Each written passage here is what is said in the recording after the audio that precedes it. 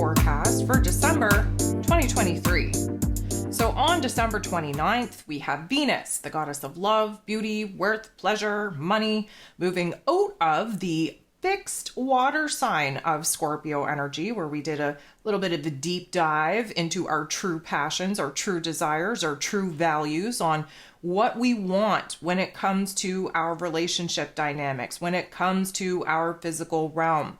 We examined where it is that we need a little bit more safety, more security, more stability, either in our relationship dynamics, our financial situations, or just in our routines when it comes to our day-to-day life.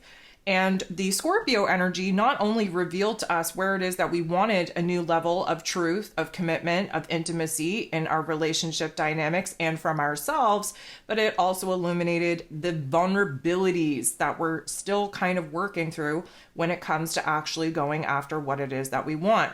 Of course, the Scorpio energy being a fixed water sign meant that there was a huge emotional shift, change, transformation, where our heart space is concerned. And now in this Sagittarius energy, a mutable fire sign, we're definitely on the move to test the boundaries, to experiment, to really kind of drop the heaviness, drop the weight, and see where this new adventure, this new quest, this new perspective is going to take us.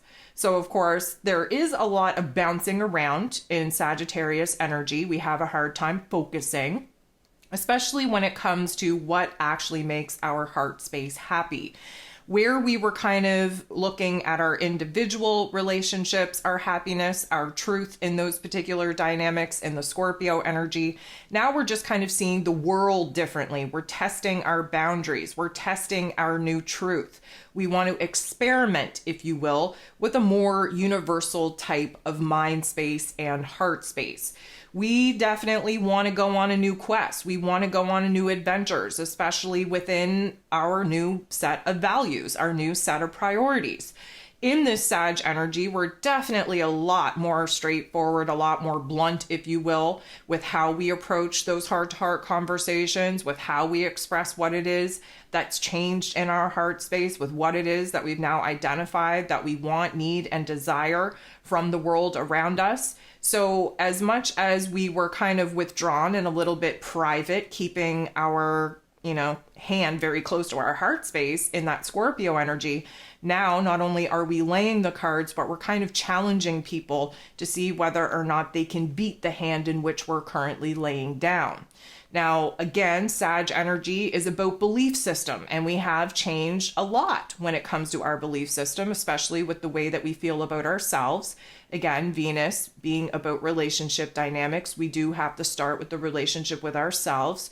That Sag energy is new truth. It's a higher perspective, a higher meaning of the world around us, of our values, of our priorities, of our relationship dynamics, and who we want to continue to give time, energy, and attention to.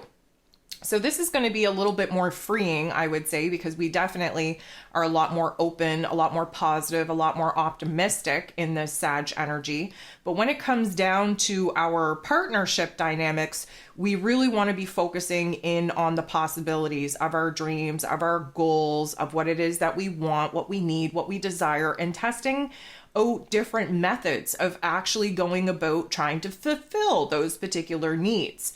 So we're definitely more in a visionary type of situation and circumstances, trying to figure out what hasn't worked for us in the past, what could work for us in the future. And we're very open to trying new things, especially with the people that we have deemed to have a lot of value in our lives.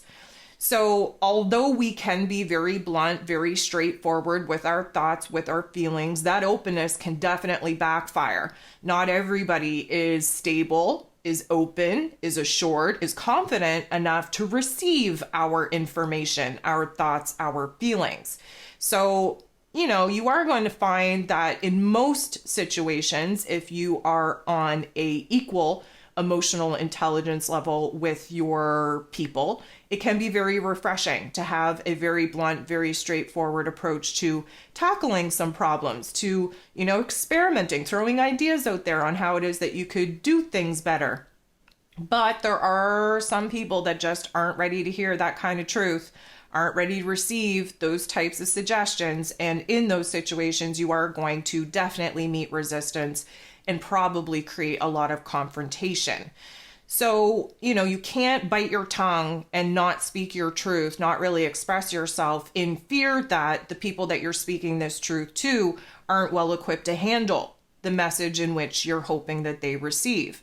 We have to be very confident within ourselves to understand that we need to be speaking our truth for us. We need to be expressing ourselves because that's the right thing for us to do. We can't be so concerned about how other people are going to receive our thoughts, receive our ideas, receive our emotions, so much so that we actually bite our tongue and don't speak on them at all. Now, we are renewing our faith, so to speak, in the Sag energy, especially when it comes to having faith in our partners, in our friends, in our relationship dynamics. We have to have faith that people are going to be as invested in us as we are in them, until we are given a sign very clearly that we are not being met in the middle, so to speak. This is a great time to actually see some positive changes in your relationship dynamics around you. This is a good time to see, even in your personal life, the good energy, good karma definitely coming at you now. Maybe you're going to receive good news where there is a new level of commitment or intimacy able to be offered to you in your relationship dynamic. Maybe you're going to get good information, good details, good opportunities about your finances. Regardless, we're pushing the boundaries of what once was. And now we're really starting to figure out what could be, as long as we're open-minded and, in this case, open-hearted enough to really listen to the wants, needs, and desires of the people that we are deeming to be of worth and value, and therefore willing to compromise, meet them in the middle, just to experiment and see what we can do better, what we can improve, and where we can create a lot more happiness and joy than the previous situation and circumstances.